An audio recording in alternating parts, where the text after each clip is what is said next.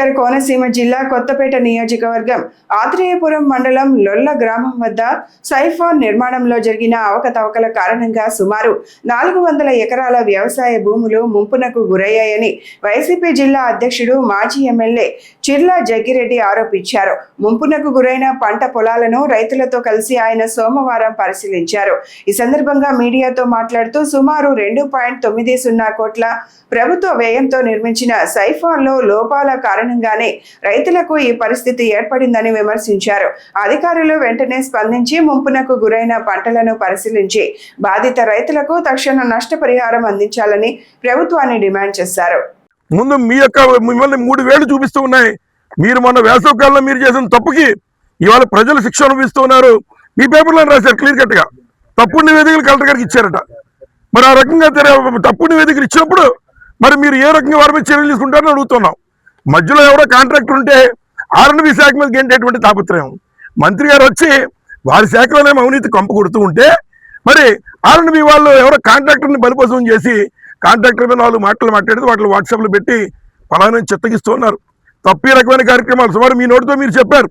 40,000 ఎకరాలు ఇవాళ doctor BR Ambedkar Konaseema జిల్లా సెంట్రల్ డెల్టాలో మరి ఎంత ఇబ్బంది వచ్చిందంటే దానికి ఇంకా కేవలం మధ్యలో ఈ రకంగా మరి పనులు ఏదైతే కాలంలో పూడికి తీతలు తీయకని మీరు చెప్తున్నారు.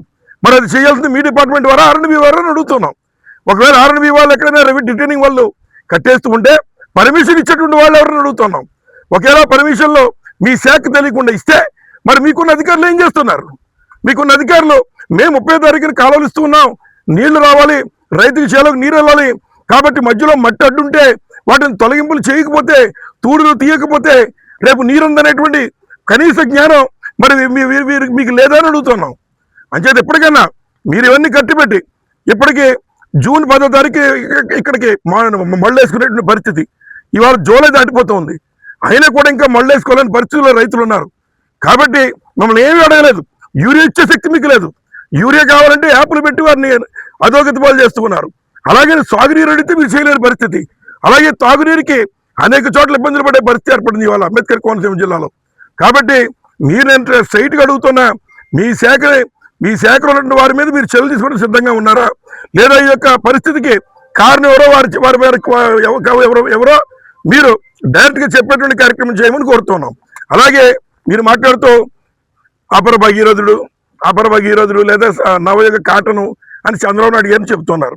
ఆయన అపర భగీరథుడు నవయుగ కాటన్ అయితే డాక్టర్ బిఆర్ అంబేద్కర్ కోనసీమలో 30 సంవత్సరాల నుంచి ఎప్పుడు లేనటువంటి ఈ పరిస్థితి ఎందుకు వచ్చిందని అడుగుతున్నాం. కాబట్టి వీటికి మీరు సమాధానం చెప్పాలి.